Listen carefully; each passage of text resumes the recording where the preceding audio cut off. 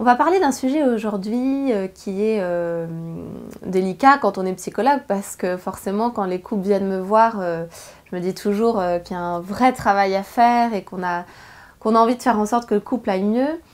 Et parfois j'ai quand même des questions qui sont comme comment bien rompre, est-ce que là je dois vraiment quitter mon conjoint, questions qui en soi sont très délicates pour moi parce que mon rôle en tant que psychologue n'est pas de répondre à ça. En revanche, un élément que je voulais vraiment donner, c'était de vous dire les situations dans lesquelles c'est dangereux de rompre. C'est-à-dire, c'est dangereux de rompre quand vous êtes sous le coup émotionnel. Quand vous êtes en plein dans la crise. Vous voyez, typiquement, il y a des moments où on est tellement mal, tellement dans la crise, tellement dans l'émotion, qu'on se dit ma seule solution est de rompre. Or, je pense que c'est dangereux parce que du coup, certes, on a l'impression de se libérer de la situation de crise, mais on part avec blessure, colère, animosité, rancœur. Voilà, vous voyez, beaucoup d'émotions, beaucoup de choses qui vont un peu pourrir en nous et qui font que y a un risque, soit qu'on se remette dans une autre relation en ayant toujours ce bagage-là émotionnel très lourd à porter et qui peut me causer des problèmes dans la nouvelle relation.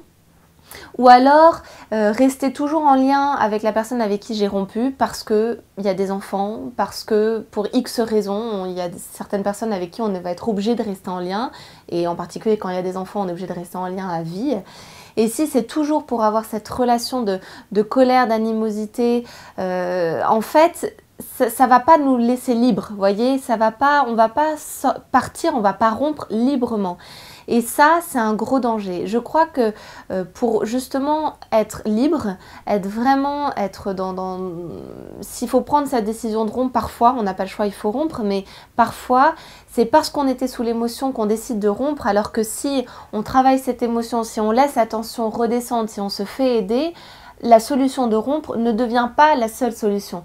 Et c'est en ça où, moi, c'est le seul créneau sur lequel je vois qu'il y a quelque chose à faire, c'est que quand vous êtes dans la crise, la solution n'est pas de s'éloigner de la situation de crise. La solution est de s'en protéger, peut-être, mais pas forcément de rompre avec. Parce que c'est une rupture physique, mais pas forcément psychologique. Et bien évidemment que quand il y a des enfants en jeu, c'est hyper important de ne pas rester dans une relation d'animosité avec l'autre, avec le père des enfants ou avec la mère des enfants, parce que c'est très destructeur aussi pour les enfants. Et donc, ça l'est pour nous et aussi pour les enfants.